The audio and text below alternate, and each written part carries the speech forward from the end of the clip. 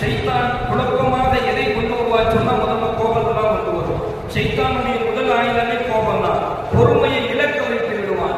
யார பேசுறோம், எதுக்காக வேண்டி பேசுறோம், என்ன பேசுறோம், எதுவுமே தெரியாத ஒரு சூழலுக்கு கொண்டு போய் நம்மளை விட்டுருவான். எல்லாத்தையும் அந்த கோபத்தினால் நாம் எல்லாத்தையும் இழந்து விட்ட பின்னாடி நான் கோபத்துல பேசிட்டேன், நான் தெரியாம பேசிட்டேன் என்று சொல்லக்கூடிய ஒரு நிலை கொண்டுதான் வளர்க்கிறோம். இன்னைக்கு எவ்வளவோ குடும்ப ரீதியான பிரச்சனைகளை நாம் எடுத்து பார்க்கும் பொழுது ஒரு கணவன் மனைவியினுடைய பிரச்சனையினுடைய ஆரம்பம் என்ன?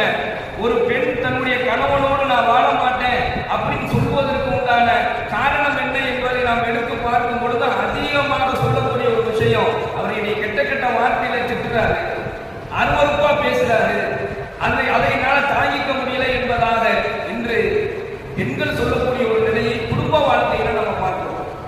எத்தனையோ பெற்றோர்கள் சொல்லி